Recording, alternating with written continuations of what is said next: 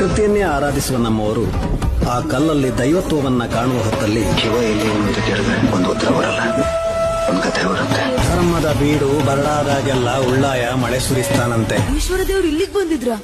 ಇಲ್ಲಿಗೆ ಬಂದದ್ ಮಾತ್ರ ಅಲ್ಲ, ಇಲ್ಲೇ ನೆಲೆಸಿದ್ರು. ಈಗ ಸಹ ಇದ್ದಾರಾ?